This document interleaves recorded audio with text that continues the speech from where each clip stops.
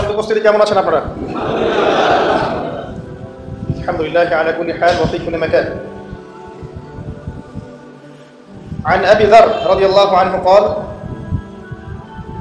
আবু যার রাদিয়াল্লাহু আনহু বিশিষ্ট সাহাবী, তিনি বলেন যে কুলতু, আমি বললাম, ইয়া রাসূলুল্লাহ সাল্লাল্লাহু আলাইহি ওয়াসাল্লাম, হে আল্লাহর নবী সাল্লাল্লাহু আলাইহি ওয়াসাল্লাম, আওসিনি, আমাকে কিছু ওসিয়ত করুন, আমাকে কিছু ওসিয়ত করুন। নাসিহাত না, ওসিয়ত, যেটা অক্ষরে অক্ষরে পালন করা হয় এর নাম হচ্ছে ওসিয়ত। ক্বালা, নবী করিম সাল্লাল্লাহু আলাইহি ওয়াসাল্লাম বললেন, উসিকা বিতাকওয়াল্লাহ, হে আবু যার, আমি তোমাকে ওসিয়ত করছি আল্লাহকে ভয় করার। ফাইন্নাহু আসয়ানু লিআমরিকা কুল্লি, কারণ আল্লাহকে ভয় করাই হচ্ছে এমন বিষয় যা তোমার প্রত্যেকটা কাজকে সুন্দর করে দিবে। চাও কুলতু, আবু যার রাদিয়াল্লাহু আনহু বলছেন, আমি বললাম, জিদনি ইয়া রাসূলুল্লাহ, আমার জন্য আরো বাড়িয়ে দিন হে আল্লাহর রাসূল, আরো কিছু বলুন। ক্বালা, নবী সাল্লাল্লাহু আলাইহি ওয়াসাল্লাম বললেন, আলাইকা বিতিলাওয়াতিল কুরআন, আলাইকা বিতিলাওয়াতিল কুরআন, তোমার উপরে কোরআন তেলাওয়াতকে অবধারিত করে নাও। ওয়া যিকরিল্লাহি আযজা ওয়া জাল, এবং আল্লাহ রাব্বুল আলামিনের জিকির বা স্মরণ করার বিষয়টাকে অবধারিত করে নাও। ফাইনাহু যিকরুল্লাহি ফিস সামা, কারণ এই দুটো কাজের মধ্য দিয়ে আসমানে তোমাকে স্মরণ করা হবে, আসমানবাসী তোমাকে স্মরণ করবে। ওয়া নূরুন লাকা ফিল আরদ, এবং এই দুটো কাজের মধ্য দিয়ে পৃথিবীতে তোমাকে নূর দেয়া হবে, আল্লাহর পক্ষ থেকে নূর বা আলো দেয়া হবে। বলতু, আবু যার রাদিয়াল্লাহু আনহু বলছেন, আমি বললাম, জিদনি ইয়া রাসূলুল্লাহ, আমার জন্য আরো বাড়িয়ে দিন হে আল্লাহর রাসূল সাল্লাল্লাহু আলাইহি ওয়াসাল্লাম। তিনি বলছেন, ক্বালা আলাইকা, আলাইকা বিতুলিস সামতি, তোমার উপর অবধারিত করে নাও দীর্ঘ নীরবতা, দীর্ঘ সময় চুপ করে থাকার বিষয়টা তোমার উপর অবধারিত করে নাও। ফাইন্নাহু মাতরাদাতুন লিশ-শাইতান, কারণ এই কাজের মধ্য দিয়ে শয়তান বিতাড়িত হয়ে যায়। ওয়া আউনুন লাকা আলা আমরি দীনিক, দীর্ঘ সময় চুপ থাকলে তোমার দ্বীনের প্রতিটা কাজ করার ব্যাপারে আল্লাহ তোমাকে সাহায্য করবেন, বা দীর্ঘ নীরবতার ব্যাপারটা দ্বীনের প্রতিটা কাজ করার ক্ষেত্রে তোমাকে সহযোগিতা করবে। কুলতু, আমি বললাম, জিদনি ইয়া রাসূলুল্লাহ, হে আল্লাহর রাসূল সাল্লাল্লাহু আলাইহি ওয়াসাল্লাম, আমাকে আরো বাড়িয়ে দিন, আরো কিছু বলুন, আরো কিছু ওসিয়ত করুন। ক্বালা, তিনি বললেন, ইয়াকা ওয়া কাসরাতাদ দাহিক, সাবধান থাকবে, বেশি বেশি হাসবে না। ফাইন্নাহু ইউমিতুল কলব, কারণ যারা অধিক পরিমাণে হাসাহাসি করে তাদের কলব মরে যায়, তাদের কলবে মৃত্যু ঘটে। ওয়া ইয়াযহাবু বিনূরি ওয়াজহি, এবং চেহারার মধ্যে নূর চলে যায়, চেহারায় কোনো জ্যোতি বা নূর থাকে না। কুলতু জিদনি ইয়া রাসূলুল্লাহ, হে আল্লাহর রাসূল সাল্লাল্লাহু আলাইহি ওয়াসাল্লাম, আমাকে আরো বাড়িয়ে দিন, আরো কিছু ওসিয়ত করুন। ক্বালা, এবার তিনি বললেন সাল্লাল্লাহু আলাইহি ওয়াসাল্লাম, কুলিল হাক্কা ওয়া ইন কানা মুররান, সর্বদা সত্য কথা বলবে, সত্যের উপর থাকবে, যদিও এটা অন্যের কাছে তিক্ত হয়। সত্য কথা বলবে যদিও এটা তিক্ত শোনায়। কুলতু জিদনি ইয়া রাসূলুল্লাহ, তিনি বলছেন, আমি বললাম, হে আল্লাহর রাসূল, আরো বাড়িয়ে দিন আমাকে। ক্বালা, এবার নবীজি বললেন সাল্লাল্লাহু আলাইহি ওয়াসাল্লাম, লা তাখাফ ফিল্লাহি লাওমাতা লাইম, আল্লাহর পথে কাজ করার ব্যাপারে বা আল্লাহর পথে চলার ক্ষেত্রে, আল্লাহর দ্বীন পালনের ক্ষেত্রে নিন্দুকের নিন্দার পরোয়া করবে না। আল্লাহর ব্যাপারে নিন্দুকের নিন্দার সমালোচনার পরোয়া করবে না। কুলতু জিদনি ইয়া রাসূলুল্লাহ, তিনি বললেন, আমি বললাম যে আরো বাড়িয়ে দিন হে আল্লাহর রাসূল আমার জন্য।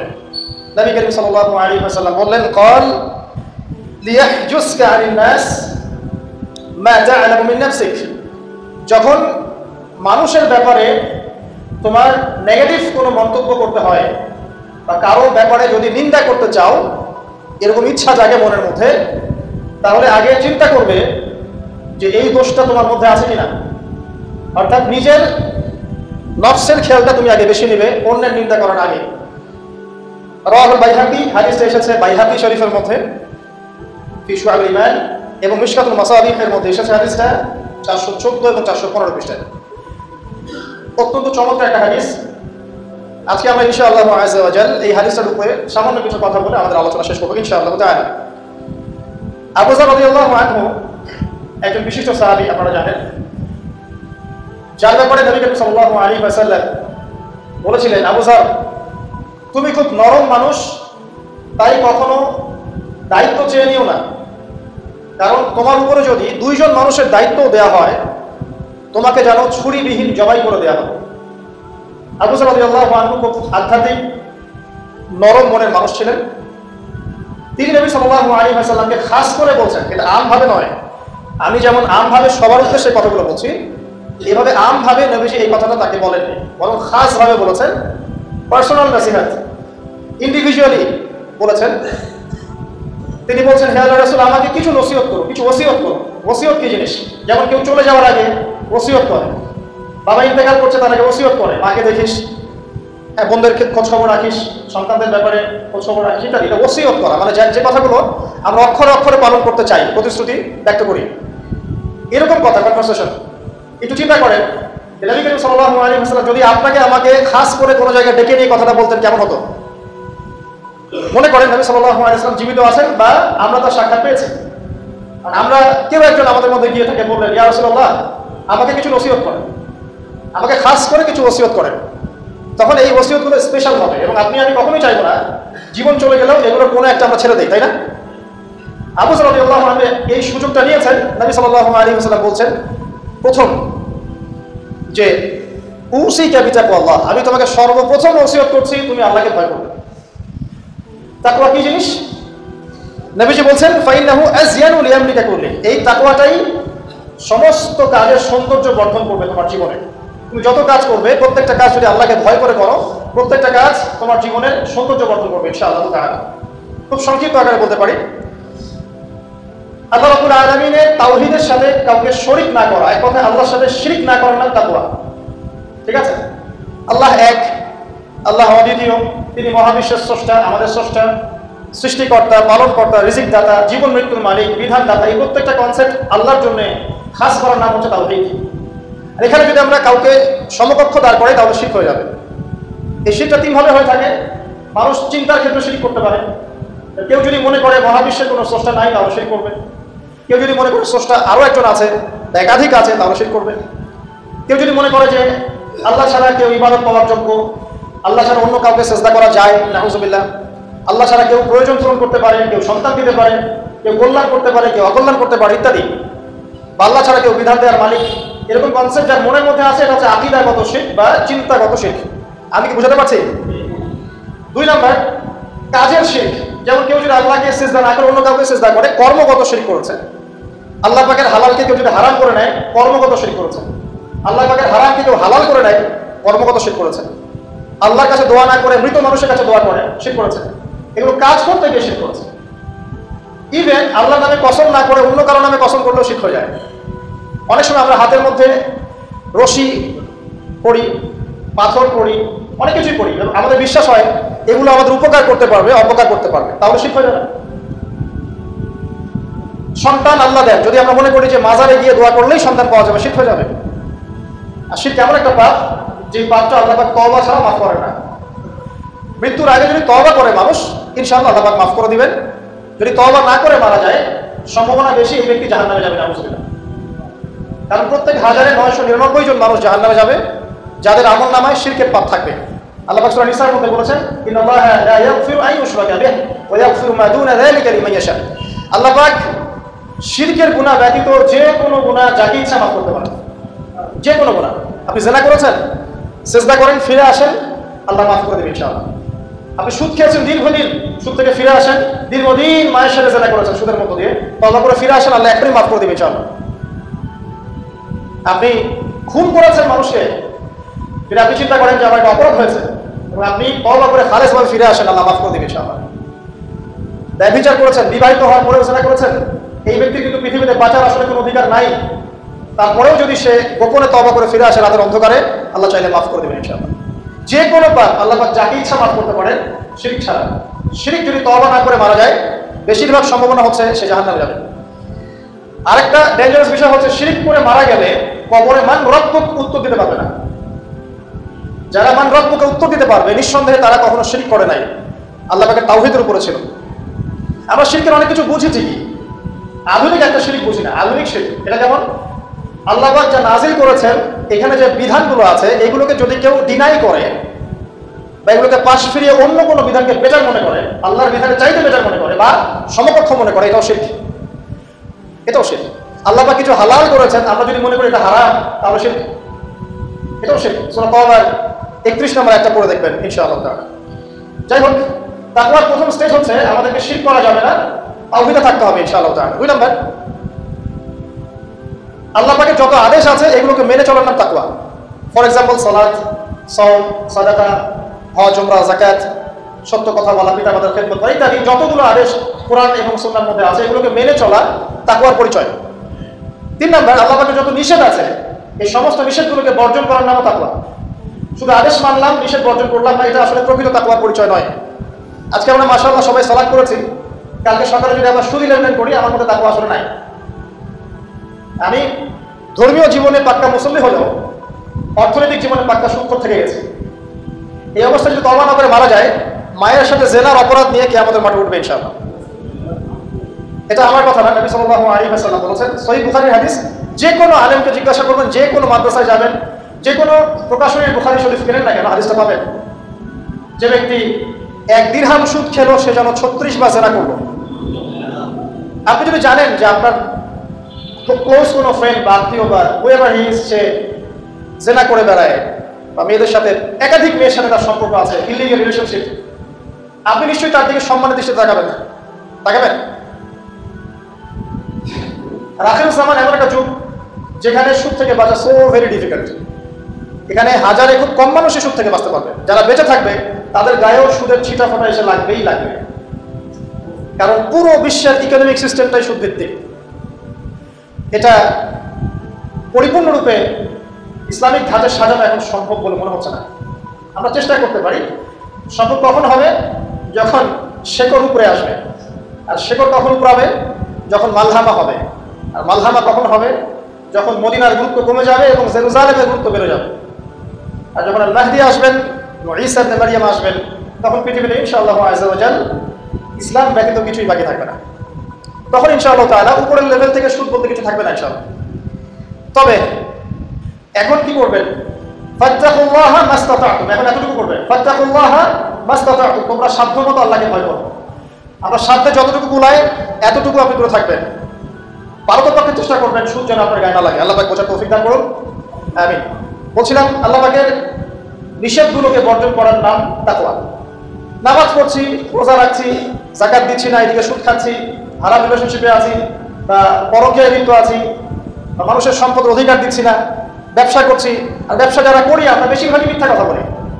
আমরা ব্যবসা যারা করি ম্যাক্সিমাম মিথ্যা কথা বলি, মিথ্যা কসম করি।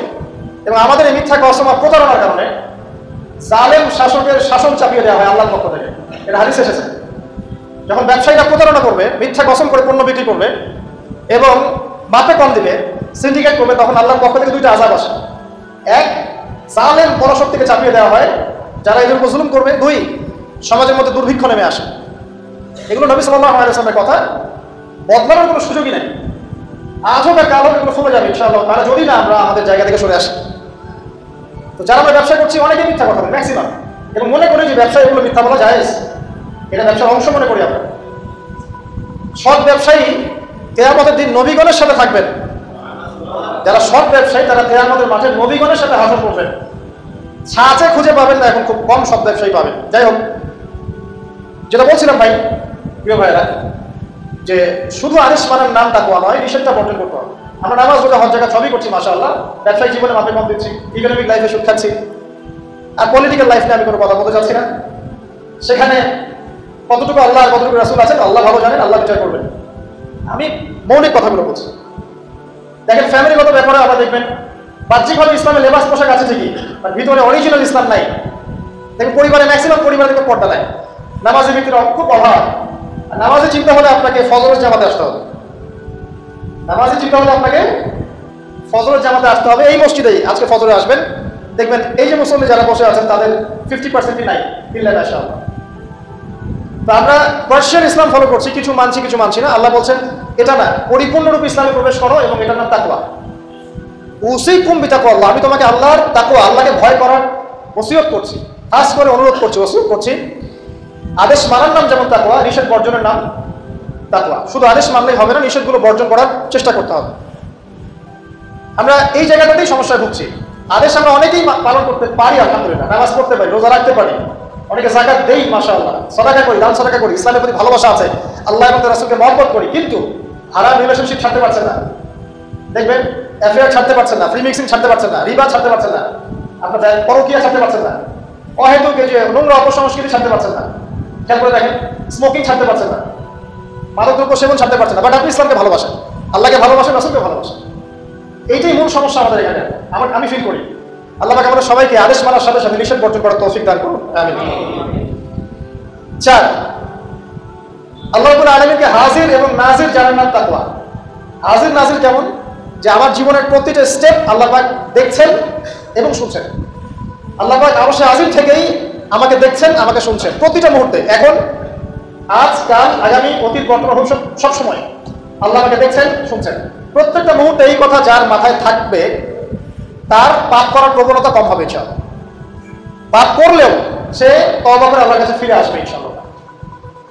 যদি তার দ্বারা কোনো পাপ হয়েও যায়, আপনি দেখবেন তাকওয়াই তাকে আবার ফিরিয়ে নিয়ে আসবে, সে আল্লাহর কাছে ফিরে আসবে ইনশাআল্লাহ। আল্লাহ পাকে হাজির এবং নাজির জানায়। এর আরেকটা নাম আছে, সেটা হলো ইহসান। কি নাম? হাদিসে জিবরিল নামে একটা হাদিস আছে, সহিহ বুখারী, সহিহ মুসলিমের 9 নম্বর হাদিস, আর মিশকাতুল মাসাবিহ 2 নম্বর হাদিস। ইহসান কি? জিবরাইল আলাইহিস সালাম নবী সাল্লাল্লাহু আলাইহি ওয়াসাল্লামকে জিজ্ঞাসা করেছিলেন। তিনি বলছেন, আনতা আবুদুল্লাহ কাআন্নাকা তারাহু ফাইন লাম তাকুন তারাহু ফাইন্নাহু ইয়ারাক। তুমি এমন ভাবে আল্লাহর ইবাদত করবে যেন তুমি আল্লাহকে দেখছো। ওয়াইন লাম তাকুন তারাহু ফাইন্নাহু ইয়ারাক, এবং তুমি যদি আল্লাহকে দেখতে না পাও, তুমি সবসময় মনে রাখবে আল্লাহ পাক তোমাকে দেখছেন। এই কনসেপ্টটার নাম হচ্ছে ইহসান, যেটা আমাকে তাকওয়া দিবে ইনশাআল্লাহ। ইহসান থাকে আমলের মধ্যে। নামাজ পড়ছি, দেখবেন আমাদের মনোযোগ বেশিরভাগই কিন্তু থাকে না। আল্লাহ ভালো জানেন, আমি আপনাদের পার্সোনাল ব্যাপারে ইন্টারফেয়ার করতে চাচ্ছি না, বাট আমার মনে হয় বেশিরভাগ মানুষের থাকে না। কারণ বেশিরভাগ মানুষই তো নামাজে যা পড়ছি তার অর্থ জানি না। যখন আপনার সন্তান অসুস্থ হয়েছিল, আপনি হাত উঁচু করে আল্লাহর কাছে কান্নাকাটি করেছেন, তখন আপনার চোখ দিয়ে পানি পড়েছে, কারণ আপনি যা চেয়েছেন ফিল করে বলেছেন আল্লাহর কাছে, আপনার চোখ দিয়ে পানি পড়েছে। কতদিন আপনি নামাজের সিজদায় কাঁদতে পেরেছেন? আমি কাঁদতে পেরেছি, ভাবতে হবে। কাঁদতে না পারার কারণ কি? কারণ হচ্ছে আমি নামাজে যা পড়ি তার কিছুই বুঝি না। আমার কাছে নামাজ একটা ফিজিক্যাল এক্সারসাইজের মতো হয়ে গেছে। সরি ফর মাই ল্যাঙ্গুয়েজ, আমি কোনো কিছুকে অবমাননা করতে যাচ্ছি না, অনেক ব্যাপারটা এরকমই হয়ে গেছে। কারণ বাহ্যিকতা নিয়ে আমরা বেশি ব্যস্ত। হাত কোথায় বাঁধতে হবে? নাভির নিচে না বুকে? তারপরে রফুল এদান করতে হবে কিনা, পায়ে বা লাগাবো কি লাগাবো না, আমি জোরে না আসতে, বাহ্যিক বিষয় নিয়ে বেশি ব্যস্ত। রুহানিয়াত, যেটা নামাজের ভিতরে রুহ বা আত্মা, ইহসান, মনোযোগ, আল্লাহর সাথে কতটুকু আমি কমিউনিকেট করতে পারলাম, মনের কথা কতটুকু আল্লাহর কাছে ব্যক্ত করতে পারলাম, নামাজে আমি কতটুকু আল্লাহকে ফিল করতে পারলাম, এটা কিন্তু বেশি আলোচনা হয় না। অথচ কোনটা মৌলিক বিষয় বলেন দেখি? নামাজের এই মারিফতটা কি মূল না? আধ্যাত্মিকতাটাই মূল। আর বাহ্যিক বিষয়গুলো তো আল্লাহ পাক দেখছেন, নেকি দিবেন ইনশাআল্লাহ তাআলা। তো এই যে প্রাণহীন ইবাদত হচ্ছে, রোজা রাখছি, রোজার মর্ম বুঝতে পারছি না। হজ করে আসলো, হাজী সাহেব টাইটেল হলো ঠিকই, কিন্তু হজের মূল মর্ম, ইব্রাহিমী চেতনা সে শিখে আসতে পারলো না। সাই করছে সাফা আর মারওয়া, সে ফিল করতে পারলো না এটা হাজরা আলাইহিস সালামের সুন্নাহ। এই যে আমরা কুরবানি করলাম, ম্যাক্সিমাম আমাদের মধ্যে ফিল করতে পারি নাই এটা হচ্ছে ইব্রাহিম আলাইহিস সালামের সেই কুরবানি যেটা তিনি ছেলেকে করতে চেয়েছিলেন। এই চেতনাটা আসলো না। তো রসকসহীন ইবাদত কতটুকু কবুল হয়, প্রাণহীন ইবাদত কতটুকু উপরে পৌঁছে, আল্লাহ ভালো জানেন। তো যে বিষয়টা নিয়ে এই কথাটা বললাম, ইহসান হচ্ছে সেই জিনিস যেটা আমাকে মনে করাবে আমি আল্লাহকে দেখছি, শুনছি, বা আল্লাহ আমাকে দেখছেন এবং শুনছেন। এর জন্য প্রয়োজন আপনি ইবাদতে যা যা করছেন, যা যা বলছেন, এর অন্তত অর্থটুকু বোঝা। তাহলে আপনার ইনশাআল্লাহ মনের মধ্যে সেই ফিলিংসটা আসবে ইনশাআল্লাহ। ফর এক্সাম্পল, আপনি নামাজে দাঁড়িয়ে পড়ছেন, ওয়া নুনাজ্জিলু মিনাল কুরআন মা হুয়া শিফাa'un ওয়া রাহমাতুল লিল মুমিনিন ওয়া লা ইয়াজিদু যালিমিনা ইল্লা খাসারা। এই আয়াতের অর্থ কতজন জানেন? একটু হাত উঁচু করে দেন। যারা জানেন তারা যদি আয়াতটা কোরআনে নামাজের মধ্যে পড়েন, তারা মনোযোগ বেশি পাবেন, স্বাভাবিক। অর্থ হচ্ছে কোরআন আমরা নাজিল করেছি, এই কোরআনের মধ্যেই আছে শিফা, আরোগ্য, এবং মুমিনদের জন্য রহমত। যখন আপনি বুঝতে পারলেন, তখন কি নামাজে মনোযোগ পারবে না? সুবহান রাব্বিয়াল আ'লা বলছেন, সর্বোচ্চ আমার রব সর্বোচ্চ, সুউচ্চ, তখন আপনার মনোযোগ পারবে না? আত্তাহিয়াতুতে আপনি কি পড়ছেন, দরুদে কি পড়ছেন, দোয়া মাসুরায় বলছেন, আল্লাহুম্মা ইন্নী যালামতু নাফসি যুলমান কাসীরা, আল্লাহ আমি আমার নফসের উপর প্রচুর জুলুম করেছি। কখনো কি ফিলিংস হয় যে জুলুমের এখানে স্বীকারোক্তি দিচ্ছি আমি? কারণটা একটাই, একটাই কারণ, কথা বললে অনেক সময় যাবে, আমার আরো কিছু বলার আছে, যে অর্থটা বুঝতে পারছি না। অর্থ না বুঝলে আপনি রসকসহীন প্রাণহীন ইবাদত করবেন। অর্থ বোঝাটা কি অপরাধ? অর্থ বুঝলে কি আপনি আলেম ওলামা থেকে সরে যাবেন, দূরে সরে যাবেন? আর সবকিছুর অর্থ তো আপনি ব্যাখ্যাটা বুঝতে পারবেন না, তখন আপনি আলেম ওলামার কাছে আসবেন, এসে জিজ্ঞাসা করবেন, ব্যাখ্যা জেনে নেবেন। তো অর্থ অনুধাবন করলে ইনশাআল্লাহ তাআলা আপনার ইহসান বাড়বে, যেটা আমাকে তাকওয়ার দিকে নিয়ে আসবে। ইহসান মানে আল্লাহকে হাজির নাজির জেনে ইবাদত করা। আরেকটা বিষয়, ইবাদতের মধ্যে ধীর স্থিরতা আনতে হবে, তাড়াহুড়া বন্ধ করতে হবে। তাড়াহুড়া বন্ধ করলে পরে দেখবেন ইবাদতের মধ্যে স্বাদ পাচ্ছেন ইনশাআল্লাহ। দুনিয়াবি হ্যাসেল, দুনিয়াবি যে ব্যস্ততা, এগুলো কমিয়ে আনতে হবে, তাহলে দেখবেন ইবাদতের স্বাদ পাচ্ছেন ইনশাআল্লাহ। প্রত্যেকটা ইবাদতের পটভূমি জানতে হবে, যে নামাজ আমি কি জন্য পড়ি, কোথায় গিয়ে ফরজ হয়েছিল, কুরবানি কেন দিব, কুরবানির ইতিহাসটা কি, হজ আমি করবো ঘটনাগুলোর পিছনের গল্পগুলো কি, এগুলো না জানলে আপনি ইবাদতের স্বাদ পাবেন না। তো এই জিনিসগুলো একটু টাচ দিলাম। আল্লাহ পাক আপনাদের সবাইকে ইহসানের সাথে ইবাদত করার তৌফিক দান করুন, আমিন। তো প্রথম ওসিয়ত করছেন নবী সাল্লাল্লাহু আলাইহি ওয়াসাল্লাম আবু যর রাদিয়াল্লাহু আনহুকে, তুমি আল্লাহকে ভয় করবে, এটা তোমাকে সমস্ত আমল সুন্দর করে দিবে ইনশাআল্লাহ, সৌন্দর্যমণ্ডিত করে দিবে। তাকওয়া মানে আমরা জানলাম আল্লাহর সাথে শিরক না করা, তাওহীদের উপর থাকা। 2, আল্লাহ পাকের আদেশগুলোকে মেনে চলার চেষ্টা করা। 3 নাম্বার, একই সাথে এট দ্য সেম টাইম আল্লাহ পাকের নিষেধগুলোকে বর্জন করা। 4, আল্লাহ পাকে হাজির এবং নাজির জানা, আল্লাহ পাক আমার প্রতিটা কাজ দেখছেন, শুনছেন, এবং এগুলোর জন্য আল্লাহ পাক আমাকে জবাবদিহি করাবেন, কোনো সন্দেহ নাই, জবাবদিহি করাবেন। তো বিদায় হজের ভাষণে নবী সাল্লাল্লাহু আলাইহি ওয়াসাল্লাম বলেছিলেন, এই তাকওয়ার কথাই বলেছেন। তিনি বলেছিলেন সাল্লাল্লাহু আলাইহি ওয়াসাল্লাম যে আজকে থেকে আরবের উপর অনরবের কোনো ভেদাভেদ নাই, সাদার উপর কালো, কালোর উপর লালের কোনো ভেদাভেদ নাই। কুল্লুকুম মিন আদম, তোমরা সবাই আদম সন্তান, ওয়া আদামু মিন তুরাব, এবং আদম হচ্ছে মাটির সন্তান। ইল্লা তাকওয়া, শুধু তাকওয়া ব্যতীত, যার মধ্যে আল্লাহর ভীতি যত বেশি, সে আল্লাহর কাছে তত বেশি মর্যাদা সম্পন্ন। সূরা হুজুরাতেও সেই কথা আছে, 13 নম্বর আয়াতে আল্লাহ বলেছেন, ইয়া আইয়ুহান নাস, হে মানব জাতি, ইন্না আকরামাকুম ইনদাল্লাহি আতকাকুম, হে মানব জাতি, তোমাদের মধ্যে আল্লাহর কাছে সবচেয়ে বেশি মর্যাদা সম্পন্ন সেই ব্যক্তি যে অধিক মুত্তাকি বা অধিক তাকওয়াওয়ালা। এবং এই তাকওয়ার পজিশনটা কোথায় সেটা নবী সাল্লাল্লাহু আলাইহি ওয়াসাল্লাম বলেছেন। এটা আমার টুপিতে নাই, আমার দাড়ি, আমার লেবাস, আমার পোশাক, আমার চলাফেরা, এসবের মধ্যে তাকওয়ার প্রকৃত পরিচয় নাই। নবী করিম সাল্লাল্লাহু আলাইহি ওয়াসাল্লাম বলেছেন, তাকওয়া হাহুনা, তাকওয়া হচ্ছে এখানে, এই বলে তিনি কলিজার দিকে 3 বার ইশারা করেছেন। অর্থাৎ তাকওয়ার মূল কেন্দ্র কোথায়? আপনার কলবে। আর কলব সংক্রান্ত একটা কথা কিন্তু হাদিসের মধ্যে আসবে একটু আগে। কিছু একটা কাজ করলে কলবটা মরে যাবে, সে কাজটা কি? আমরা হাদিসে পড়তে পারছিলাম, সামনে যাচ্ছি ইনশাআল্লাহ। তো কলবের ব্যাপার তাকওয়া, তাহলে কলবের যত্ন নেওয়া লাগবে। আমরা দেহের যেমন যত্ন নেই, পোশাকের যত্ন নেই, পরিবারে থাকতে পছন্দ করি, বাড়ি ঘর চকচকা রাখতে পছন্দ করি, তাই না? তো তাহলে কলবটাও পরিষ্কার করার চেষ্টা করতে হবে। কি করলে কলবের যত্ন হবে, তার কথা এই হাদিসে আছে, একটু সামনে যাচ্ছি ইনশাআল্লাহ। আমি ওই হাদিসের বাইরে কিছু কথা বলছি। কলবের যত্ন, বেশি বেশি মন্ত্রের স্মরণ এবং পরকালের ফিকির কলবকে চিন্তা করবে ইনশাআল্লাহ। মনের মধ্যে কোনো প্রকার রিয়া অহংকার রাখা যাবে না, কলব জীবিত হবে ইনশাআল্লাহ। কারো প্রতি হিংসা বিদ্বেষ পোষণ করবেন না, কলব চিন্তা থাকবে ইনশাআল্লাহ। মানব সেবামূলক যে কাজগুলো আছে, ফর এক্সাম্পল এতিমের দেখাশোনা করা, বিধবাদের খোঁজ খবর নেওয়া, মিসকিনের পাশে দাঁড়ানো, এই কাজগুলো করলে কলব চিন্তা হয়, কলবের মধ্যে নূর আসে, সাকিনা আসে। কলব পরিষ্কার না করে যতই দাড়ি, টুপি, পাগড়ি, জুব্বা পরি না কেন, আদতে কোনো লাভ হবে না। আল্লামা তকি উসমানী হাফিজাহুল্লাহ তাসাউফ এবং তাসকিয়া ওইটা করতে পারেন, এখানে ডিটেইলস এই বিষয়ে জানতে পারবেন ইনশাআল্লাহ। সামনে যাই। আবু যর রাদিয়াল্লাহু আনহু বলছেন যে, কুলতু, আমি বললাম, জিদনি ইয়া রাসূলুল্লাহ, ইয়া রাসূল, আমার জন্য আরো বাড়িয়ে দেন। তাকওয়ার বিষয়টা বুঝতে পেরেছে, আমার জন্য আরো বাড়িয়ে দেন, আরো কিছু ওসিয়ত করুন। নবী সাল্লাল্লাহু আলাইহি ওয়াসাল্লাম বলেন, আলাইকা বিতিলাওয়াতিল কুরআন। দ্বিতীয় ওসিয়ত কি? আলাইকা কথার অর্থ হচ্ছে তোমার উপরে, মানে ওয়াজিব করে ফেলো, একেবারে তোমার উপরে শক্ত করে নাও। আলাইকা, তোমার উপর শক্ত করে নাও, বিতিলাওয়াতিল কুরআন, কোরআনের তেলাওয়াত, তোমার উপরে কোরআনের তেলাওয়াতটাকে অবধারিত করে নাও, শক্ত করে নাও। ওয়া যিকরিল্লাহি আযজা ওয়া জাল্লা, এবং আল্লাহ পাকের জিকিরটাকে অবধারিত করে নাও। ফাইন্নাহু যিকরুন লাকা ফিস সামা, কারণ এই বিষয়টা আসমানে তোমাকে স্মরণের মাধ্যম হবে। ওয়া নূরুন লাকা ফিল আরদি, এবং পৃথিবীতে আল্লাহ পাক তোমাকে নূর দান করবে। দ্বিতীয় ওসিয়তের মধ্যে দুটো জিনিস, একটা হচ্ছে কোরআন তেলাওয়াত, একটা হচ্ছে আল্লাহর জিকির। কোরআন তেলাওয়াত সম্পর্কে খুব সরল একটা কথা বলছি। কুরআনুল কারীম বিশুদ্ধ করে তেলাওয়াত শিখতে হবে, 1 নম্বর বিষয়।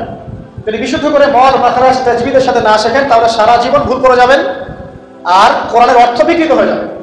আপনার অজান্তেই এমন অর্থ চলে আসবে যা আপনি মোটেও কল্পনা করেননি এবং কামনাও করেন নাই। আপনি বলছেন ফর এক্সাম্পল যে আলহামদুলিল্লাহি রাব্বিল আলামিন, অর্থ সুন্দর, সমস্ত প্রশংসা আল্লাহর জন্য যিনি বিশ্বজাহানের প্রতিপালক। এর উচ্চারণ ভুল করেছেন, বলেছেন আলহামদুলিল্লাহি রাব্বিল আলামিন, অর্থ বিকৃত হয়ে গেছে, অর্থ হচ্ছে সমস্ত নিন্দা বিশ্বজাহানের প্রতিপালক আল্লাহর জন্য, নাউযুবিল্লাহ। বলেছেন কুল ইয়া আইয়ুহাল কাফিরুন, হে কাফেররা, লা আ'বুদু মা তা'বুদুন, আমি তার ইবাদত করি না যার ইবাদত তোমরা করো।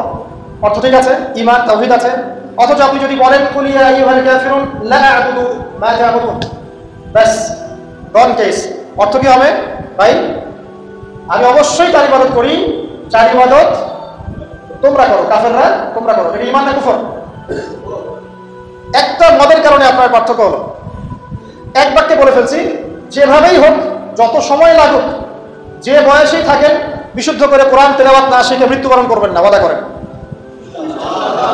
যে বয়সেই হন, যেখানেই পড়েন, যে প্রফেশনেই থাকেন, যত গরিবই হন, যত বড়লোকই হন, যাই হন, হুয়েভার ইউ আর, কোরআন তেলাওয়াত বিশুদ্ধ করে না শিখে কবরে যাবেন না, ওয়াদা করেন।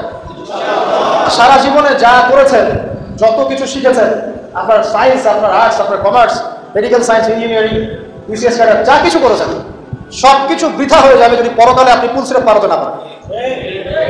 আর আল কোরআনুল হুজ্জাতুন লাকা আলাইহি, কোরআন হয় তোমার পক্ষে দলিল হবে, না হলে বিপক্ষে। যারা কোরআন বিশুদ্ধ করে তিলাওয়াত করতে শিখছে না, কোরআন কি তার পক্ষে দলিল হবে বলে মনে হয়? আল্লাহ পাক আমাদের সবাইকে তৌফিক দান করুন, আমিন। তেলাওয়াতটা অ্যাটলিস্ট তেলাওয়াতটা শেখেন। অর্থ বোঝেন আর নাই বোঝেন, আমি আবারও স্পষ্ট করেই বলছি, স্পষ্ট করে বলার পরেও কিছু মানুষের কেন জানি চুলকানি থামে না, আমি জানি না, তবে এটা নিয়ে আমার মাথা ব্যথা নাই। আমি স্পষ্ট করে আবারও বলছি, কোরআন বিশুদ্ধ করে তেলাওয়াত করলে প্রত্যেক হরফে 10 নেকি পাবেন। কোরআন আপনার পক্ষে সুপারিশ করবে ইনশাআল্লাহ, আল্লাহ আপনাকে নূর দিবেন, ঠিক আছে? এবং কোরআনের সুপারিশ কবুল করা হবে, আল্লাহ পাক আপনাকে জান্নাত দিবেন ইনশাআল্লাহ। এবং আলিফ লাম মিম পড়লে 30 নেকি হয়ে যায়, 10 নেকি, 3 নেকি বা 10 নেকি না, আলিফ লাম মিম পড়লে 3টা হরফে 30 নেকি হয়ে যায়। বিশুদ্ধ করে কোরআন তেলাওয়াত করলে, অর্থ বোঝেন বা না বোঝেন, আপনি প্রত্যেক হরফে 10 নেকি। কিন্তু কোরআনের অর্থ অনুধাবন না করলে, কোরআনের অর্থ বুঝতে না পারলে, আপনি কোরআনকে বাস্তবে প্রয়োগ করতে পারবেন না। আর কোরআনকে বাস্তবে প্রয়োগ করতে না পারলে আপনি কোরআনের মৌলিক হকটা আদায় করতে পারবেন না। তাই অর্থ না বুঝে যদি সারা জীবন কোরআন তেলাওয়াত করে যাই, কোরআন তেলাওয়াতের নেকি হবে ঠিকই, প্রত্যেক হরফে 10 নেকি হবে ঠিকই, কোরআন আপনার পক্ষে সুপারিশও করতে পারে, বাট কোরআনের প্রকৃত হকটা দুনিয়াতে আদায় হয়নি। কোরআন নাযিল করা হয়েছে যাতে মানুষ উপদেশ গ্রহণ করে, তাদাব্বুর করে, ফিকির করে, এটা গবেষণা করে, এবং এর মধ্য দিয়ে মানুষ যেন পথ খুঁজে পায়। এই কারণে আপনার স্কুল, কলেজ, ইউনিভার্সিটিতে যা পড়ছেন, এগুলো সব যদি ফার্সি ভাষায় হতো, বা টার্কিশ ভাষায় হতো, বা ধরেন রাশিয়ান ভাষায় হতো, এবং আপনি এগুলো অর্থ জানেন না, শুধু পড়েন আর মুখস্থ করেন, তাহলে কি আপনি আদৌ পরীক্ষায় পাস করতে পারবেন? প্রশ্নের উত্তর দিতে পারবেন? এটা সিম্পল বিষয়, কেন এটা হজম করতে এত সমস্যা হয় বুঝতে পারি না। অর্থ জানার জন্য কি করতে হবে? অর্থ জানার জন্য আরবি ব্যাকরণের মৌলিক বইগুলো শিখতে হবে।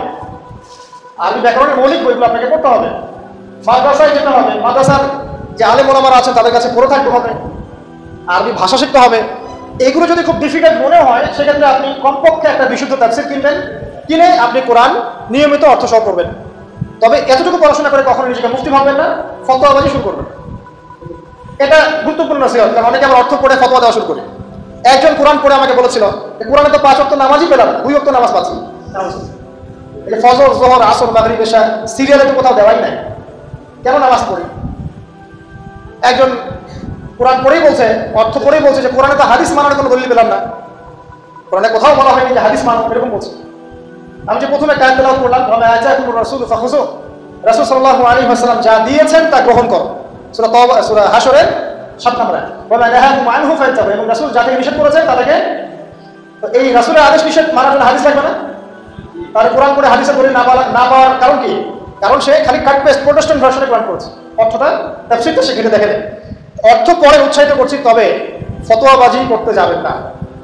আপনি যেটা বুঝবেন না, আলেম ওলামার কাছে গিয়ে অবশ্যই জিজ্ঞাসা করে অর্থ ব্যাখ্যা জেনে নেবেন। ফাসআলু আহলা যিকরি ইন কুনতুম লা তা'লামুন, তোমরা জ্ঞানীদেরকে জিজ্ঞাসা করবে যদি সেই বিষয়ে তোমাদের জ্ঞান না থাকে। তো আবু যর রাদিয়াল্লাহু আনহুকে নবী সাল্লাল্লাহু আলাইহি ওয়াসাল্লাম বলেছেন, তিলাওয়াত, কোরআন তেলাওয়াতটাকে ওয়াজিব করে নাও নিজের উপরে।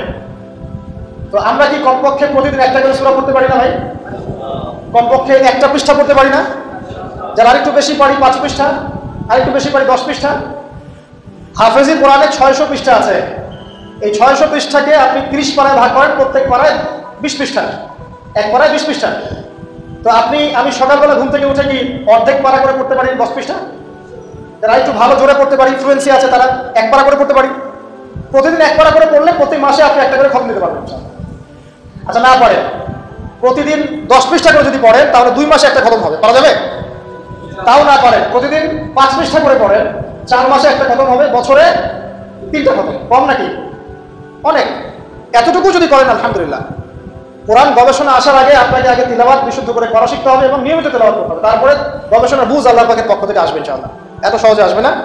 আল্লাহ আমাদেরকে নিয়মিত কোরআন তিলাওয়াত করার তৌফিক দান করুন, আমিন। অনেক কোর্সও এখন বের হয়েছে যেগুলোর মধ্য দিয়ে খুব সহজেই কোরআনের অর্থ আপনি শিখতে পারেন। আপনি আরবি ব্যাকরণ শিখতে পারেন, আরবি ভাষা শিখতে পারেন, হ্যাঁ, কোরআনিক গ্রামার শিখতে পারেন, বা বিশুদ্ধ করে মদ মাখরাজের সাথে কোরআন শিখতে পারেন। অনলাইনেও আছে, অফলাইনেও আছে। কিভাবে শিখবেন আমি জানি না, কার কাছে যাবেন আমি জানি না। এতটুকু জানি, আমি আপনাকে ওসিয়ত করতে চাই যে মৃত্যুর আগে কমপক্ষে 1টা বার কোরআনটা অর্থসহ পড়েন, আর অবশ্যই বিশুদ্ধ করে কোরআন তেলাওয়াত করতে শেখেন। আপনি যে বয়সেরই হন, যে পেশারই হন, আর যেখানকার মানুষই হন না, আল্লাহ পাক তৌফিক দান করুন। আরেকটা বলা হয়েছে ওয়া যিকরুল্লাহি আযজা ওয়া জাল, এবং আল্লাহ পাকের জিকির। এই দুটো করলে আসমানে তোমাকে স্মরণ করা হবে এবং জমিনে আল্লাহ পাক তোমাকে নূর দিবেন। আল্লাহর জিকির কি? আল্লাহকে স্মরণ করা। সবচেয়ে সেরা জিকির নামাজ। সবচেয়ে সেরা জিকির কি? নামাজ। তারপরে সেরা জিকির কোরআন তেলাওয়াত। কোরআনকে আল্লাহ পাক জিকির বলেছেন, ইন্না নাহনু নাযালনা যিকরা ওয়া ইন্না লাহু লাহাফিজুন। আমি কোরআনকে বা এই জিকিরকে নাযিল করেছি, আমি একে হেফাজত করব ইনশাআল্লাহ। এছাড়া জিকির বলতে আমরা আসলে যা বুঝি এগুলো খুব শর্ট করে বললে, প্রত্যেকদিন কিছু মাসনুন দোয়া কালাম আছে যেগুলো পড়লে আপনার জিকিরের হকটা আদায় হয়ে যাবে। খুব সহজ। 100 বার সুবহানাল্লাহ পড়লে 1000 নাকি হবে, পারা যাবে না?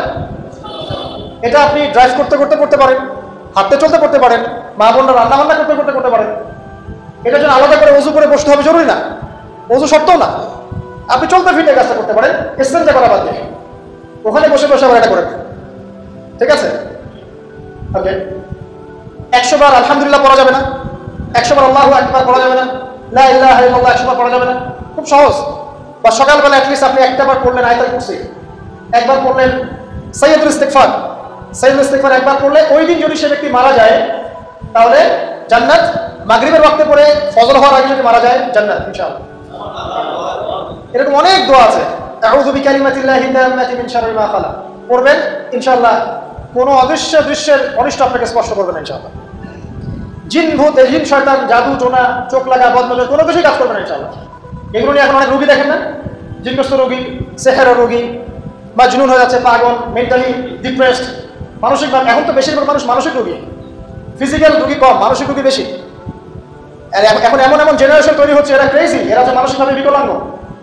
পরীক্ষা করতে চান, সবার হাত থেকে স্মার্টফোন কেড়ে নেন, ইন্টারনেট কানেকশন বন্ধ করে গ্রামে পাঠিয়ে দেন, 1 মাসের মধ্যে সব পাগল হয়ে গেছে, ফিরে আসে, পাগল হয়ে যাবে। ইন্টারনেট কানেকশন নাই, স্মার্টফোন নাই, দেখবেন পাগল, ক্রেজি হয়ে যাবে। যাই হোক, আল্লাহ পাক আমাদেরকে হেফাজত করুন। জিকির পাঠিয়ে দেন। একটা জিকির আছে, সুবহানাল্লাহি ওয়া বিহামদিহি আদাদা খালকিহি ওয়া রিদা নাফসিহি ওয়া জিনাতা আরশিহি ওয়া মিদাদা কালিমাতিহি। যে ব্যক্তি এটা 3 বার করবে, ফজরের পর থেকে নিয়ে সূর্য ওঠা পর্যন্ত বসে বসে যদি আল্লাহ জিকির করতেন, যে নাকি হতো, এতটুকু বললে সে নাকি হয়ে যাবে। আপনি যদি প্রতিদিন হজ করতে চান, উমরা করতে চান, ইশরাকের নামাজ পড়বেন, জামাতে ফজর পড়ার পর একটা হজ একটা উমরা নাকি পাবেন। অনেক জিকির আছে, আমি শর্ট করে বলে দিই। হিসনুল মুসলিম একটা বই আছে, কি নাম? হিসনুল মুসলিম। এই বইয়ের মধ্যে সব জিকির দেয়া আছে, বিশুদ্ধ সনদে আছে, কোনো সমস্যা নেই।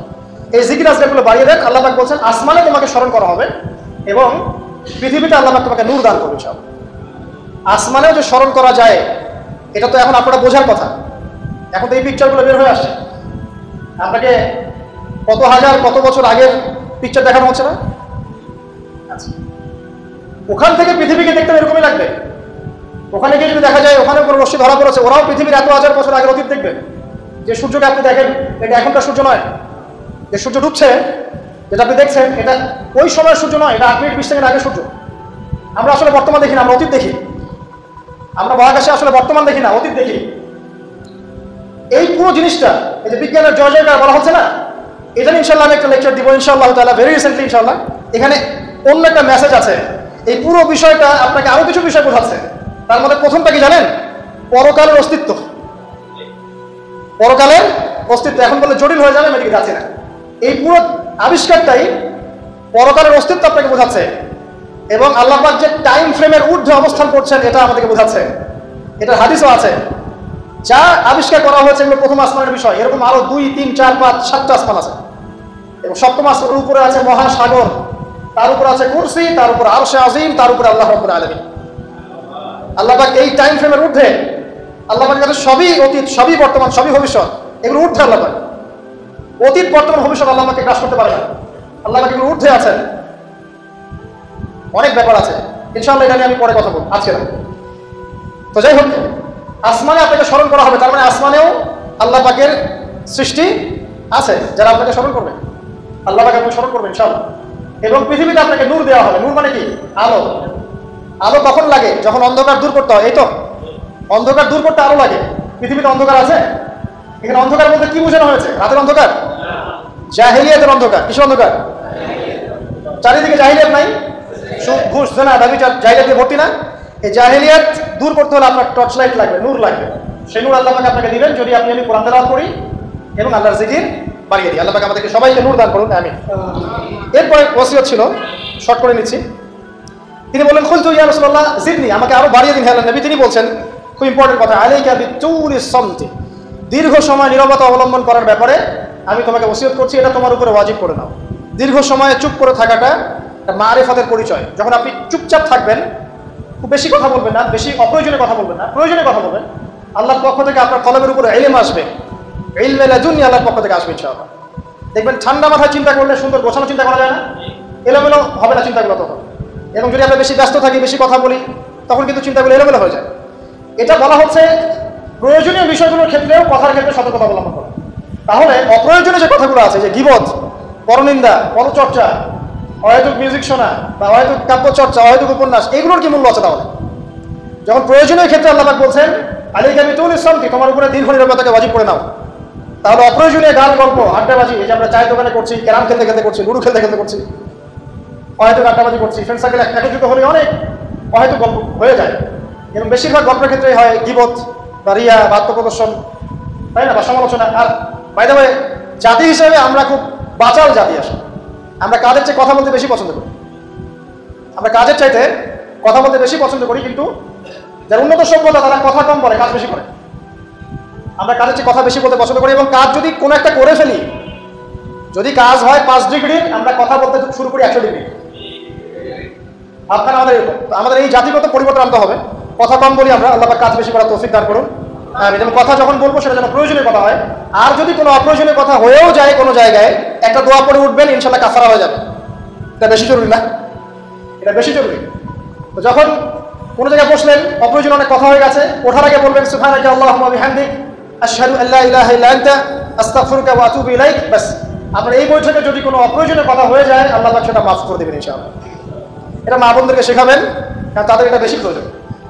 যাই হোক, এরপরে আসেন, তারপরে তিনি বলছেন জিদনি ইয়া রাসূলুল্লাহ, আমাকে আরো কিছু ওসিয়ত করুন। তিনি বলছেন ওয়া ইয়াকা কাসরাতুদ দুহিক, খুব ইম্পর্টেন্ট, তোমার উপরে এটা অবধারিত করো যে তুমি বেশি হাসবে না, বেশি বেশি হাসবে না।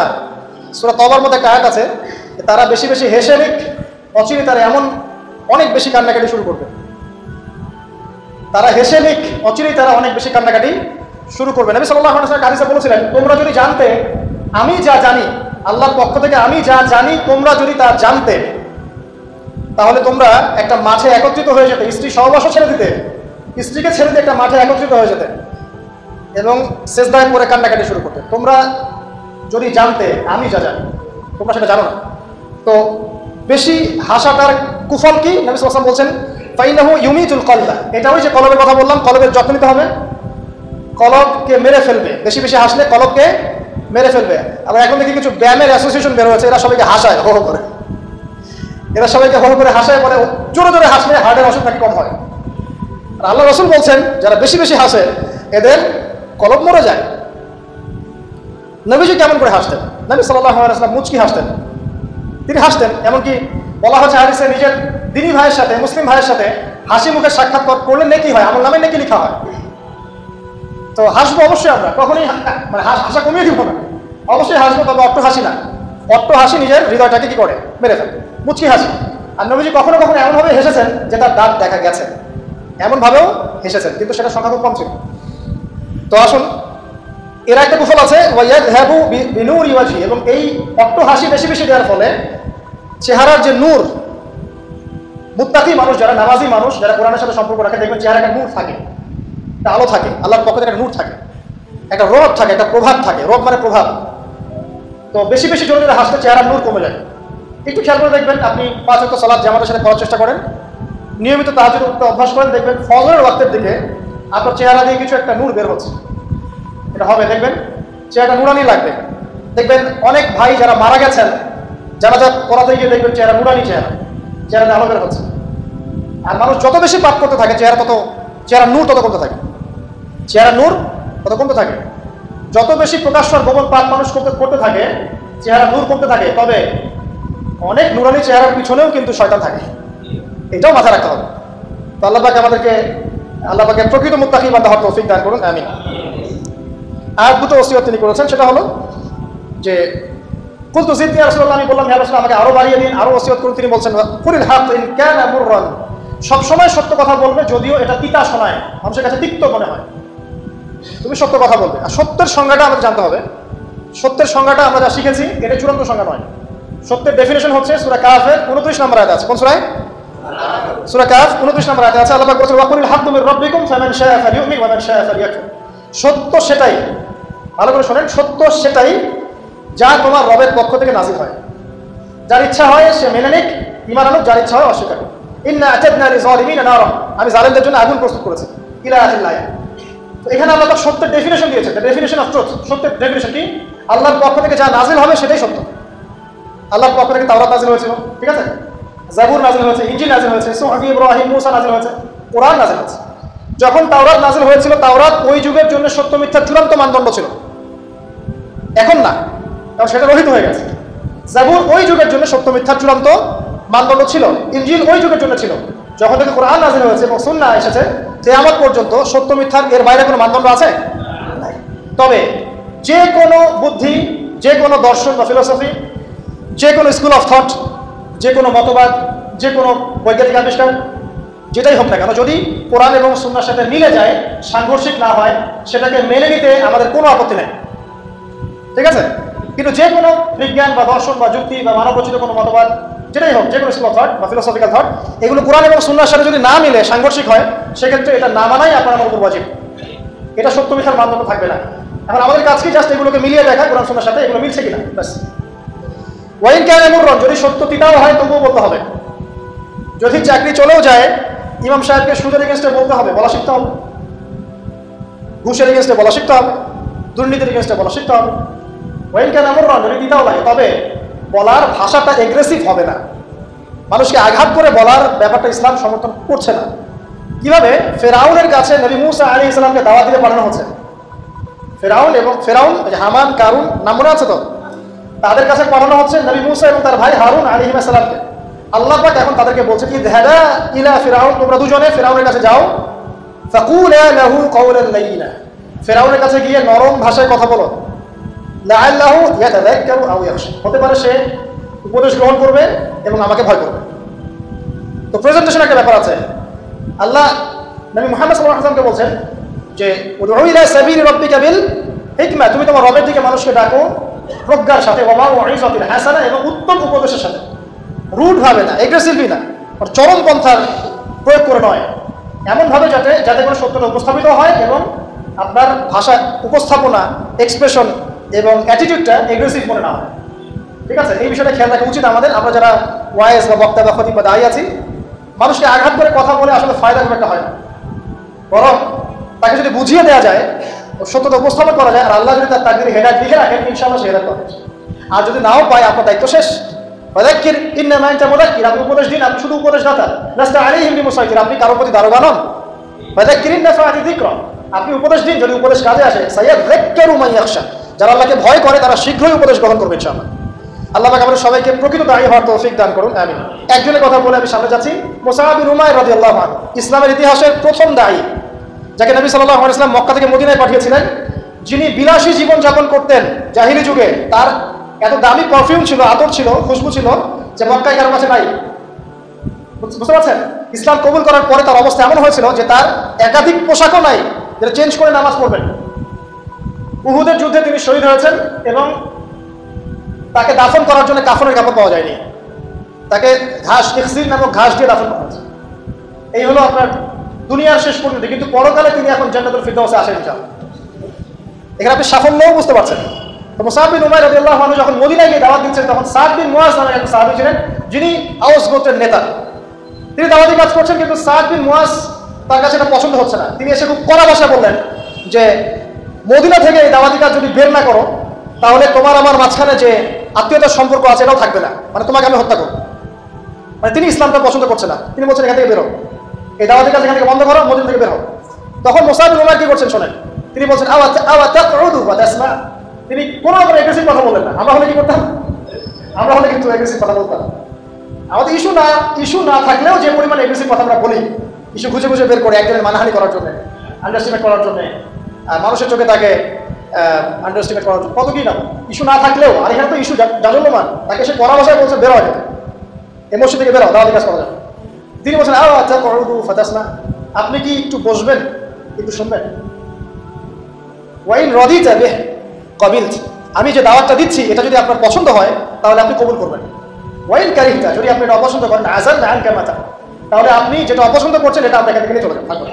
কত ডিপ্লোম্যাটিক অ্যান্সার, যে আমি যে দাওয়াতটা দিচ্ছি এই দাওয়াতটা যদি আপনার পছন্দ হয় আপনি কবুল করেন, যদি না হয় তাহলে আপনি এখানে চলে যান। এবার তিনি বসলেন, তাওহীদের কথা শোনালেন, লা ইলাহা ইল্লাল্লাহ দাওয়াত দিলেন, ইসলামের সব বেসিক জিনিসগুলো বোঝালেন। সাদ বিন মুআজ রাদিয়াল্লাহু আনহু ইমিডিয়েটলি ইসলাম কবুল করলেন এবং তার মধ্য দিয়ে 80টা পরিবার ইসলাম কবুল করলেন। এই হচ্ছে দায়ীর ক্যারেক্টার হওয়া উচিত। আল্লাহ পাক আমাদেরকে তার মতো দায়ী হওয়ার তৌফিক দান করুন, আমিন। তো যেটা বলছিলাম যে সত্য উপস্থাপন করতে হবে, তবে মাউইজাতুল হাসানা, হিকমার সাথে, প্রজ্ঞার সাথে এবং যুগোপযোগীভাবে কোরআন সুন্নাহকে হাতে নিয়ে ওয়ার্ল্ডকে ডিল করার মতো জ্ঞান থাকতে হবে। সর্বশেষ নবী সাল্লাল্লাহু আলাইহি ওয়াসাল্লাম যে ওসিয়তগুলো করছে সেটা হলো, তিনি বলছেন লা তাখাফ ফিল্লাহি লাওমাতা লাইম, হে আবু যর, আল্লাহর পথে চলার ক্ষেত্রে নিন্দুকের নিন্দার কোনো পরোয়া করবে না। আল্লাহর পথে যখন তুমি চলতে শুরু করবে, কোন চলা? প্রকৃত চলার কথা বলছি, কথিত চলার কথা বলছি না। আমরা কিন্তু ম্যাক্সিমাম কথিত চলি, আগে প্রকৃত চলার কথা বলছি। মানে ইসলামের বেসিক প্রতিটা বিষয় আপনি মেনে চলেন, এটা প্রকৃত চলা। এবং নিষেধ, বেসিক নিষেধ সব ছেড়ে দেন, এর না প্রকৃত চলা। আর কথিত কি? বাইন বাই মুযাবযাবিনা বাইনাহুম, মানে এদিকেও আছে এদিকেও আছে, মানে যখন যেদিকে বাতাস সেদিকে ফ্লো আর কি। ঠিক আছে? পাবলিক দেখলো, একটা ফতোয়া দিলাম, পাবলিক চেতে গেল, ফতোয়া চেঞ্জ করে দিলাম, মুযাবযাবিনা বাইনাহুম। তো প্রকৃত চলা, যখন তুমি প্রকৃত রূপে আল্লাহর পথে চলবে, তখন মানুষ তোমার নিন্দা করবে, সমালোচনা করবেই। মানুষ নিন্দা করবেই, সমালোচনা করবেই। এটা নবীগণের সুন্নাত। নূহ আলাইহিস সালাম থেকে শুরু করে মুহাম্মদ সাল্লাল্লাহু আলাইহি ওয়াসাল্লাম পর্যন্ত এমন কোনো নবী নাই যাকে তার কওম তিরস্কার করে নাই, বের করে দেয় নাই, অত্যাচার করে নাই। কোনো কোনো ক্ষেত্রে নবীদেরকে হত্যা পর্যন্ত করা হয়েছে। তো নবীগণের যে নিষ্পাপ কোনো মানুষ আছে, তাহলে তাদেরকে এই ভোগান্তি কেন পোহাতে হলো? তারা কি আমাদের চেয়ে অন্য কোনো ইসলাম ফলো করতেন? তাহলে আমরা এমন কোনো ইসলাম ফলো করছি যেটা করলে আমাদের সব ঠিক থাকে, চাকরিও যায় না, পরিবারের সব ঠিক থাকে, এদিকে আমি ব্যবসাও লাভ উন্নতি করছি, ঠকাচ্ছি, আবার আমার হজমরাও ঠিক আছে, মাশাআল্লাহ। সো এমন ইসলামের কথা বলা হচ্ছে এখানে, যে ইসলাম পালন করলে, পরিপূর্ণ ইসলাম যারা পালন করছে না, এরা তখন আপনাকে নিন্দা করবে, সমালোচনা করবে, আপনাকে তিরস্কার করবে। এটা শুরু হবে আপনার পরিবার থেকে। আপনি টোটাল ইসলাম ফলো করার চেষ্টা করেন, আপনার পরিবার থেকে বাধা শুরু হবে ফার্স্ট অফ অল, এখান থেকে। তারপরে সমাজ মেনে নিবে না, তারপরে দেখা যাবে ধর্ম নেতারা মেনে নিবে না। প্রচলিত একটা সিস্টেম চলছে, আপনি এসে একটা নতুন কিছু বলছেন, তখন এটা মেনে নিবে না, যে নতুন বিষয়টা অবশ্যই কোরআন সুন্নাহর সাথে মিল আছে। তারপরে সর্বোচ্চ লেভেল ফেরাউন, নমরুদ, এটা পরে, ওটা সবার আগে আসবে। তবে নবীজি বলছেন সাল্লাল্লাহু আলাইহি ওয়াসাল্লাম, লা তাখাফু বিল্লাহি লাওমাতা লাইম, কোন নিন্দুকের নিন্দা বা সমালোচনার পরোয়া করবে না। মনে রাখবেন, যারা বীর তাদের গায়ে আঘাতের চিহ্ন থাকে, যারা কাপুরুষ এদের গায়ে কখনো আঘাতের চিহ্ন থাকে না। আর যারা ইসলাম ফলো করেও খুব পুত পবিত্র থাকতে চায়, ডানেও যাবো না বামেও যাবো না, এভাবেই সব চলবে, তাদের ঈমান, ইসলাম এবং ইহসান নিয়ে নতুন করে ভাবার সময় এসেছে এখন। আল্লাহ পাক আমাদেরকে প্রকৃত ইসলাম ফলো করার তৌফিক দান করুন, আমিন। আর প্রকৃত ইসলাম মধ্যমপন্থী, এটা শৈথিলতাবাদীও নয় এবং চরমপন্থীও নয়। প্রকৃত ইসলাম মধ্যমপন্থী, না শৈথিলতাবাদী না চরমপন্থী। সর্বশেষ ওসিয়ত ছিল তার, জিদনি ইয়া রাসূলুল্লাহ, তিনি বলছেন, ক্বাল লিয়াহজুজকা আনিন নাস মা তা'লামু মিন নাফসিক, অন্য মানুষের সম্পর্কে নিন্দা করার মানসিকতা তোমার যদি তৈরি হয়, অন্য কারো সম্পর্কে নিন্দা করার, সমালোচনা করার মানসিকতা যদি তোমার তৈরি হয়, তাহলে তুমি আগে নিজের দিকে খেয়াল করবে ওইটা তোমার মধ্যে আছে কিনা, তারপরে তুমি কথা বলতে আসো। মানুষের সম্পর্কে নিন্দা সমালোচনা করার আগে তুমি নিজের কলব এবং নিজের নফসকে দেখবে তোমার মধ্যে সেটা আছে কিনা। এটা যেন তোমাকে বাধা দেয় যে তোমার মধ্যেও তো সেই বিষয়টা আছে, তুমি কেন ওই বিষয়টা নিয়ে অন্য কারো সমালোচনা করতে যাচ্ছ। এখন অনলাইনের যুগ, এটা আমাদের খুব ভালো করে মাথা রাখা উচিত। আমরা আর কিছু পারি আর না পারি, দিনের জন্য কিছু করতে পারি আর না পারি, সমালোচনা আর গীবত আমাদের এক্সপার্ট। আমরা দেখেন ফেসবুক আর কমেন্ট বক্সে ফাটায় ফেলছে, বাস্তবে সে দিনের জন্য কিছু করে না। দিনের জন্য একটা বই লিখেছে, না একটা লেকচার দিয়েছে, না মানুষের হক কথা বলেছে, না কোনো হ্যাসল পড়িয়েছে, না তার উপর কোনো সাফারিংস আসার পর সবর করছে, কিছুই করে নাই। ইভেন গিয়ে দেখেন ভালো করে যায় বিশুদ্ধ করে কোরআনটুকু তেলাওয়াত করতে পারি না। বকর করার সময় আর কমেন্ট করার সময় আর মানুষকে সমালোচনা করার সময় দেখবেন সবার অগ্রবর্তী, ভাবখানে এমন সে জাতির উম্মাহ, যে সে উম্মার নেতৃত্ব দিচ্ছে। তো সবচেয়ে বড় কথা যে আল্লাহ পাক মানুষের ভিতরের কথা জানেন। আল্লাহ রাব্বুল আলামিন এই হাদিসের মধ্যে দিয়ে আমাদেরকে জানাচ্ছেন, অন্যের ব্যাপারে কটু কথা বা নিন্দা সমালোচনা করার আগে তুমি দেখবে তোমার মধ্যে সেই প্রবলেমটা আছে কিনা। আল্লাহ পাক আমরা সবাইকে নিজের চেহারা আগে আয়নায় দেখা তৌফিক দান করুন, এরপরে অন্য কারো বিষয় মানদণ্ডে আনা তৌফিক দান করুন। আরেকটা কথা শেষ করি যে সবাই সবকিছু সমালোচনা করবে না। যে ব্যক্তি আলেম, সে একজন আলেমের সমালোচনা করতে পারে, এটা মানায়। যে আলেম না, যে দিনের কিছুই বোঝে না, যে কোরআনও তেলাওয়াত করতে পারে না, হাদিসের ইবাদতও করতে পারে না, কিছুই পারে না, সে কেন একজন আলেমের সমালোচনা করবে? তার কি অধিকার আছে এটা সমালোচনা করার? একজন পলিটিশিয়ান আরেকজন পলিটিশিয়ানের সমালোচনা করতে পারে। আমি পলিটিক্স বুঝি না, আমি সমালোচনা করবো না, সে করবো। একজন ইকোনমিক ব্যক্তিত্ব, যিনি ইকোনমিক্স নিয়ে পড়াশোনা করছেন, তিনি সমালোচনা করতে পারেন আরেকজন ইকোনমিক্সের। আমি তো ইকোনমিক্সের কিছুই বুঝি না, আমি কেন সমালোচনা করতে যাবো? এই জাতিগত পরিবর্তন আনতে হবে। যে সেক্টরে আছি আমরা, সেই সেক্টরের দক্ষ মানুষদেরকে সেই জায়গায় নেতৃত্ব দিতে হবে। তখন দেখবেন ইনশাআল্লাহ সমাজে সুশৃঙ্খলতা আসবে, শৃঙ্খলা আসবে ইনশাআল্লাহ। আপোষের যে ভেদাভেদ, কাদা ছোড়াছড়ি এবং অতিরিক্ত কথা বলার মানসিকতা এবং কম কাজ করার মানসিকতা, এগুলো চলে যাবে ইনশাআল্লাহ তাআলা। আল্লাহ পাক আমাদের সবাইকে আবু সাঈদ রাদিয়াল্লাহু আনহুর এই প্রশ্নোত্তরের মধ্য দিয়ে যে ওসিয়তগুলো আমরা পেলাম, এগুলোর উপরে আমাদের সবাইকে আমল করার তৌফিক আল্লাহ পাক দান করুন, আমিন। আমি শেষ করার আগে জাস্ট পয়েন্টগুলো একবার বলছি। এই হাদিসের মধ্যে নবী সাল্লাল্লাহু আলাইহি ওয়াসাল্লাম যে ওসিয়তগুলো করেছেন, এক, তাকওয়া অবলম্বন করতে হবে। তাকওয়া মানে আল্লাহ ভীতি, এটা আমাদের প্রতিটা আমলকে সুন্দর করে দিবে ইনশাআল্লাহ, এটা এক নাম্বার। দুই, কোরআন তেলাওয়াত নিজের উপরে ওয়াজিব করে নিতে হবে এবং আল্লাহর জিকিরকে নিজের উপর ওয়াজিব করে নেওয়া লাগবে। তাহলে কি হবে? আল্লাহ আসমানে আমাদেরকে স্মরণ করবেন এবং পৃথিবীতে আল্লাহ পাক এই জাহিলিয়াতকে পাশ কাটিয়ে চলার মতো নূর আমাদেরকে দান করবেন ইনশাআল্লাহু আযজা ওয়া জাল্লা। তারপরে নবীজি বলেছেন যে দীর্ঘ সময় নীরব থাকার একটা অভ্যাস তৈরি করো, নীরবতা অবলম্বনের চর্চা করো, তাহলে কি হবে? তোমার দিনের কাজগুলো গুছিয়ে আসবে ইনশাআল্লাহ, আল্লাহ পাকে নূর পাওয়া, মারিফত অর্জন হবে। তারপরে নবী সাল্লাল্লাহু আলাইহি ওয়াসাল্লাম বলেছেন যে বেশি বেশি হাসা থেকে বিরত থাকবে। বেশি বেশি অট্ট হাসি দিলে কলব মরে যায় এবং চেহারা নূর যদি চলে যায়। শেষের দিকে নবীজি বলেছেন সাল্লাল্লাহু আলাইহি ওয়াসাল্লাম যে সবসময় সত্যের উপর থাকবে, সত্য কথা বলবে, যদিও সেটা তিতা হয়, যদিও সেটা তিক্ত হয়। এরপর তিনি বলেছেন আল্লাহর পথে চলার ক্ষেত্রে কোনো নিন্দুকের নিন্দার পরোয়া করবে না। এবং সর্বশেষ তিনি বলেছেন অন্যের সমালোচনা করার ক্ষেত্রে তোমার মন যদি সায় দেয়, তাহলে তোমার নফসকে কন্ট্রোল করবে, এটা এই ধারণার ভিত্তিতে যে ওই দোষটা তোমার মধ্যেও আছে। আল্লাহ পাক আপনাদের সবাইকে আজকের এই হাদিস থেকে শিক্ষা অর্জন করার তৌফিক দান করুন, আমিন।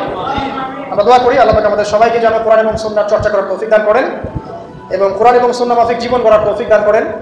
আল্লাহ রাব্বুল আলামিন আমাদের সবার নেক হায়াতকে বৃদ্ধি করে দেন। আমাদের মধ্যে যারা অসুস্থ সবাইকে আল্লাহ পাক শিফায়ে কামিলা দান করেন। আমাদের মধ্যে যারা রিজিকের সমস্যায় ভুগছে আল্লাহ পাক সবাইকে বেহিসাব রিজিক দান করেন। আমাদের পরিবারকে আল্লাহ পাক জান্নাতি পরিবার রূপে কবুল করেন। আমাদের আগামী প্রজন্মকে আল্লাহ পাক ইসলামের জন্য কবুল করেন। আমাদের নেতৃস্থানীয় ব্যক্তিবর্গ, শাসক প্রশাসক যারা আছেন সবাইকে আল্লাহ পাক খাস হেদায়েত দান করেন, তাদেরকে ইসলামের জন্য কাজ করার তৌফিক দান করেন। ইসলামের ভিতর এবং বাইরের শত্রুদের থেকে মুসলিমদেরকে আল্লাহ পাক হেফাজত করেন। আমরা আরো দোয়া করি আল্লাহ রাব্বুল আলামিন যেন আমাদের আপোষের ভুল বোঝাবুঝি, ইখতিলাফ এবং মনোমালিন্যগুলোকে দূর করে দেন। আমাদেরকে ইউনাইটেড মুসলিম প্ল্যাটফর্ম করে তোলা তৌফিক আল্লাহ পাক দান করেন। আল্লাহ রাব্বুল আলামিন আমাদের মধ্যে মা বোন যারা আছেন, এখানে আছেন আমি জানি না, তাদেরকে খাস পর্দা করার তৌফিক এনায়েত করেন, পরিবারের শান্তি দান করেন, আমাদের বৈবাহিক জীবনগুলোকে আল্লাহ সুখী করেন, আমাদেরকে তাকওয়া অবলম্বন করার তৌফিক দান করেন। এই হাদিসের যে শিক্ষাগুলো অর্জন করলাম সেগুলো বাস্তবায়ন করার তৌফিক দান করেন। সর্বোপরি দ্বীন ইসলামকে আল্লাহর জমিনে প্রচার প্রসার এবং প্রতিষ্ঠার জন্য আমাদেরকে যে যার অবস্থান থেকে ভূমিকা রাখার তৌফিক আল্লাহ দান করেন, আমিন। এবং সর্বোপরি কথায় নয় কাজে বড় হওয়ার তৌফিক আল্লাহ আমাদের সবাইকে দান করেন।